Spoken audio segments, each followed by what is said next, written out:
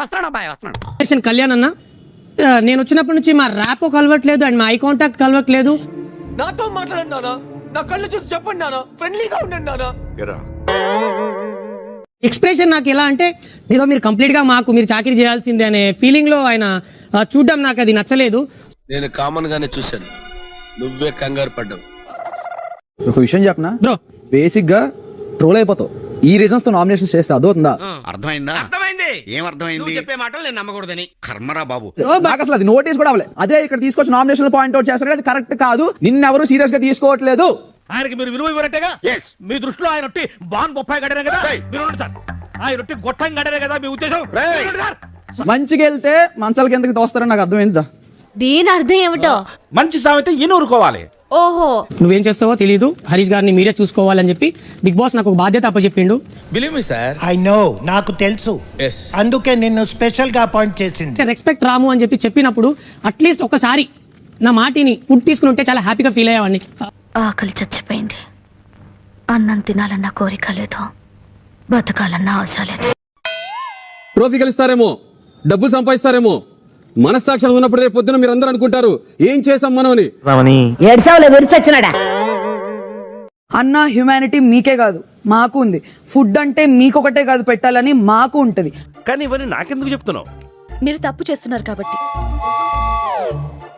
ఆవిడ్ని ఎప్పుడైతే తెలిసిందో మీరు పర్మిషన్ తీసుకుని తినాల్సిందని చెప్పి నేను చెప్పకపోవడమే నా చేసిన తప్పు. హరీష్ గారు, మీరు అమ్మాయిలకి రెస్పెక్ట్ ఇవ్వట్లేదు అనే పాయింట్ ని ఐ డోంట్ అగ్రీ. మిగతా వాళ్ళ గురించి నాకు తెలియదు, కానీ ప్రతిసారి నాకైతే రెస్పెక్ట్ ఇచ్చే మాట్లాడారు. ఆయన పెద్ద లుచ్చ, పెద్ద లఫంగి. ఇది కొందరి మాట. ఆయన మానవతావాది, మహోన్నతమైన మనిషి. మీలో నాకు నచ్చింది ఏంటి అని అంటే, మీరు ఏమంటారు, అన్నం పరబ్రహ్మ స్వరూపం అని అంటారు. అదే అన్నం మీకోసం గంటన్నర వెయిట్ చేసింది మీ ముందు. అటు తిరిగి ఇటు తిరిగి మళ్ళీ ఇక్కడికే వస్తారేనా బాబు? నా జీవితం నా నచ్చేట్టు బతుకుతా. ఓకే, మీకు నచ్చేట్టు నేను బతకను. వ్యక్తిత్వాలు మార్చుకుంటారా అంటే అబ్బే మేము మారం ఇలాగే ఉంటామంటే ఎవరికి నష్టం? నేను గివ్ అప్ చేసిన ఫుడ్, దాని దగ్గర నా బలమైన కారణం ఉంది. అయితే వీళ్ళందరికీ నీ ఫ్లాష్ బ్యాక్ చెప్పాల్సింది. ఓపెనింగ్ ఫస్ట్ డే తిన్నప్పుడే నేను చాలా బాధపడుతూ తిన్నా, సైలెంట్ గా కళ్ళెంబడి నీళ్ళు వస్తున్నా కూడా కామ్ గా తిన్నా. Any problem?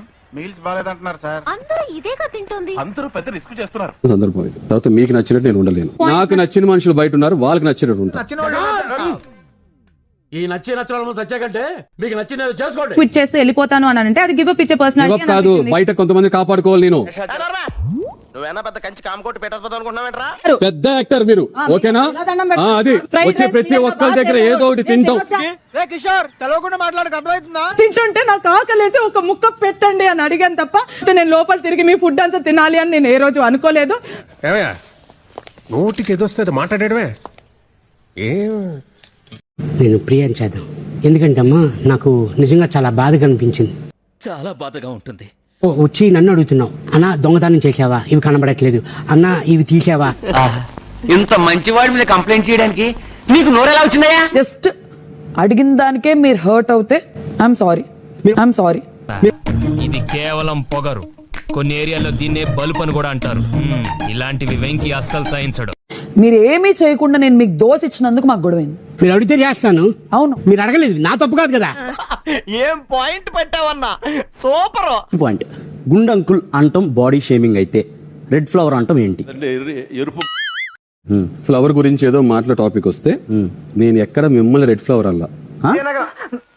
చెప్పి నారికి తీరేస్తాను. 10 ముక్కలు మాట్లాడితే అందరూ 9 అబద్ధాలు. ఈ జన్మకు బాగుపడురా. నేనన్నా రెడ్ ఫ్లవర్ ఇస్తున్నారు అన్నా కాదా అన్నా? అందరూ చూసారన్నా. నువ్వు అబద్ధం చెప్తున్నావు. మేమందరం చూసాం, కాదని బుకాయిస్తావే. మీరెవరు నన్ను ఇమిటేట్ చేయడానికి? ఎవడో ఫోన్ కిస్కా గొట్టం గడ్ర, నీకెందుకు? నీకు అవసరం లేదు, కావాల్సింది లేదు. అట్లా అరుస్తాడు ఎందుకు? నువ్వు వాడు చేసే అట్టహాసానికి ఒంట్లో రక్తం గడ్డగడుతుందయ్యా. ఎందుకు సార్ పెద్దానికి అట్లా అరుస్తారు? మీకు మెట్ల నీటి చెప్పాడు, చూస్తే నిజమేనేమో అనిపిస్తుంది. ఎవరికైతే ఫుడ్ పెడుతున్నామో మేము వండిన ఫుడ్ లో 2 times నువ్వు నోట్లో చేయి పెట్టేసుకుని దాంట్లో పెట్టేస్తున్నావు. అది నాకు నిజంగా నచ్చల. విన్నావా? అయ్యా తమరి దగ్గర ఈ సౌలభ్యం కూడా ఉందండి. మీరు చేస్తున్న ఫుడ్ లో ఎంట్రికలు వస్తున్నాయి. అండం తప్ప. వండిన ఫుడ్ ఉడకలేదు సార్. తప్పు కదటే అలా అనొచ్చా? నువ్వేం అనుకోవద్దు బాబు, ఒట్టి వసపిట్ట.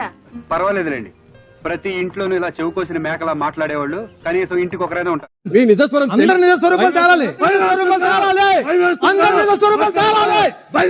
అల్లుడు నువ్వు తగ్గొద్దు, నువ్వు వెనకడుగు, మ్యాటర్ ఏంటో తెలిపోవాలి. హౌస్ మొత్తం తెలుసు. నీ వల్ల హౌస్ మొత్తం సమరవుతుంది. ఓపిక బట్టి ఈ రోజు ఓపెన్ అవుతున్నా. ఊరుకో బాబు, అంత ఆవేశ పడకు.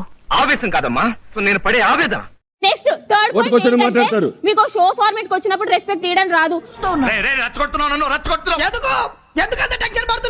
ఫస్ట్ రోజు నుంచి Respect గురించి మీరే మాట్లాడాలి, మేమే వినాలి. దాని గురించి మాట్లాడితే నా నోట నుంచి మంచి మాట్లాడాలో చెప్తానా? మీలాంటి వాళ్ళ దగ్గర ఉండడం నాకు ఇష్టం లేదు. ఇమిటేషన్ లేదు. పంపిస్తే వెళ్ళిపోతాం. నేను వెళ్ళిపోతా, పోతే పోరా. ఎవడు బెదిరిస్తున్నావు? దమ్ముంటే అడగండి బిగ్ బాస్ ని.